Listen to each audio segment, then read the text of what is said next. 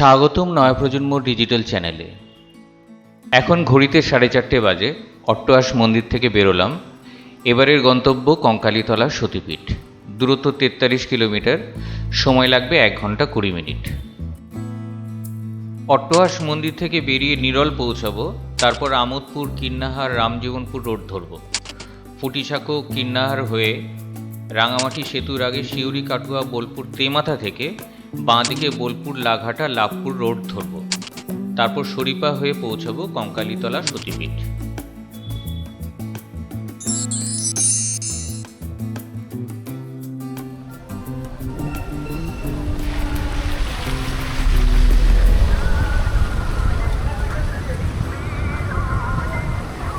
ঘড়িতে 6:45 বাজে। পৌঁছে গেলাম কঙ্কালীতলা সতীপীঠ।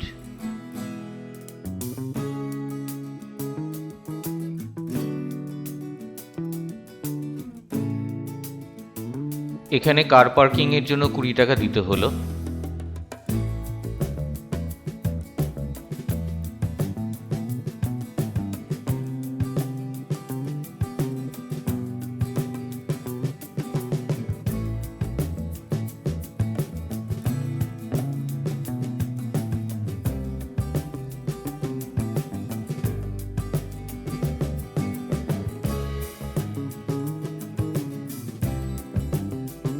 বাঁদিকে কার পার্কিং এর জায়গা।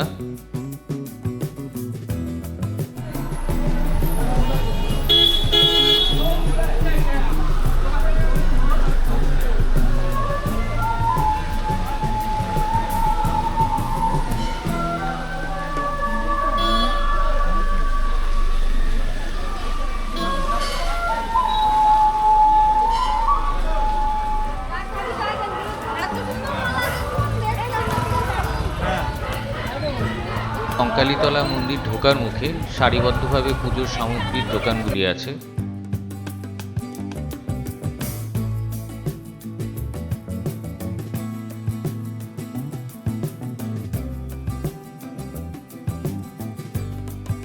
চলুন কঙ্কালীতলা মন্দির যাওয়া যাক।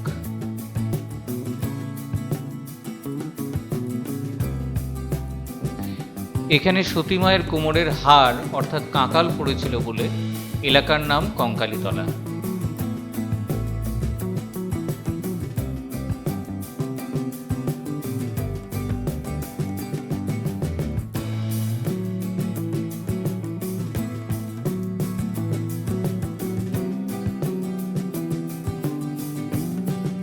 দেখুন সামনে নাট মন্দির। নাট মন্দিরের ওপরে সতীপীঠগুলিতে মায়ের কোন অঙ্গ কোথায় পড়েছে তা দেওয়া আছে।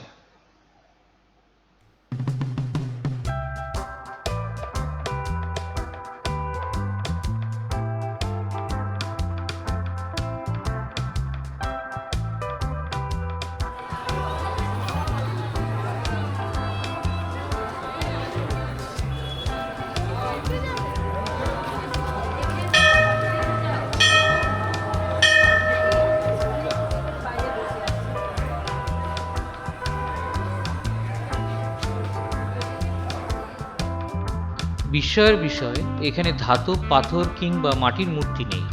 দেবী কঙ্কালীর একটি প্রতিচ্ছবি ফ্রেমে সাজানো আছে। এখানে ছবি তোলা নিষিদ্ধ, তাই নাট মন্দির থেকেই গর্ভগৃহের মায়ের ছবি দেখানোর চেষ্টা করছি।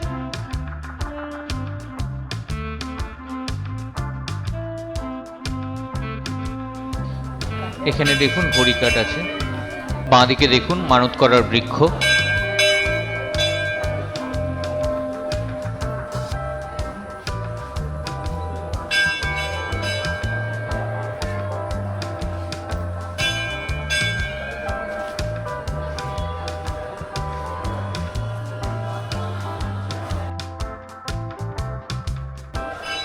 শক্তিপীঠের সবচেয়ে পবিত্র স্থান হলো মন্দিরের পাশের এই কুণ্ড। বহু প্রাচীনকাল থেকেই কঙ্কালীতলার এই কুণ্ডকেই দেবীর আদি রূপ বলে মানা হয়।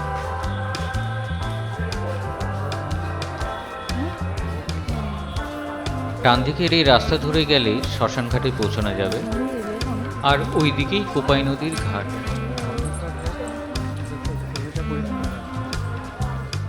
সামনে ভোগ মন্দির,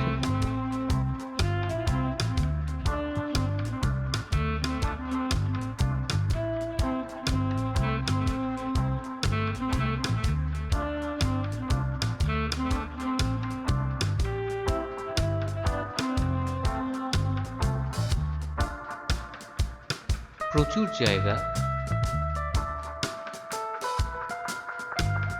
প্রসঙ্গত বলে রাখি, আপনারা এখন যে পর্বটি দেখছেন সেটি পঞ্চম পর্ব এবং এই সিরিজের শেষ পর্ব। আগের পর্বগুলো যদি না দেখে থাকেন তবে অবশ্যই দেখে নেবেন। ভিডিওর লিঙ্ক ডেসক্রিপশন বক্সে দেওয়া আছে।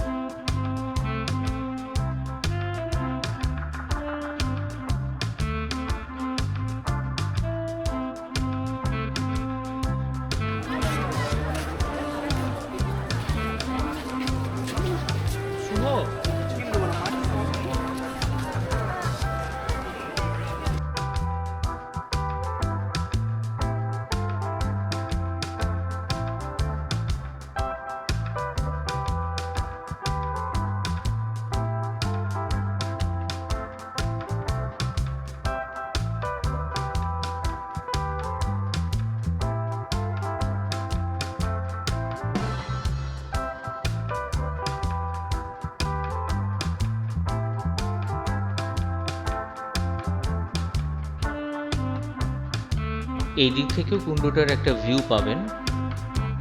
চলুন সামনে দেখা যাক।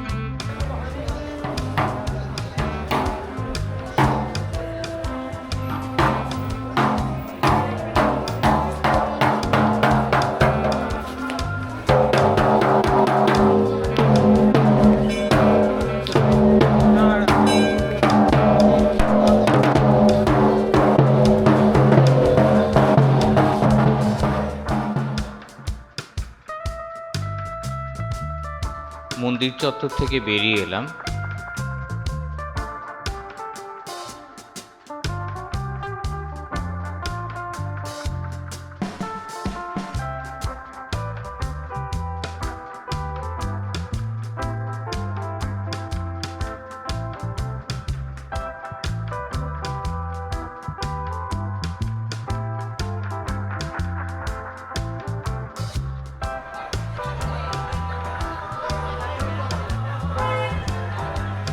এই পার্কিং লটে বিভিন্ন রকম সামগ্রীর দোকান আছে।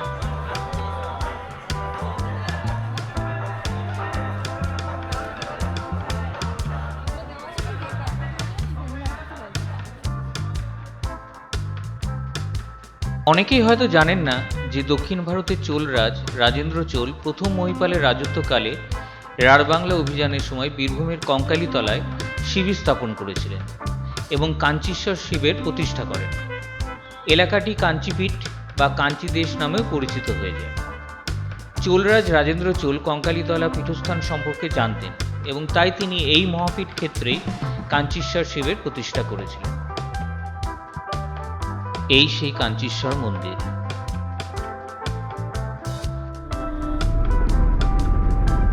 সাড়ে 6টা বাজে, এবার ফেরার পালা।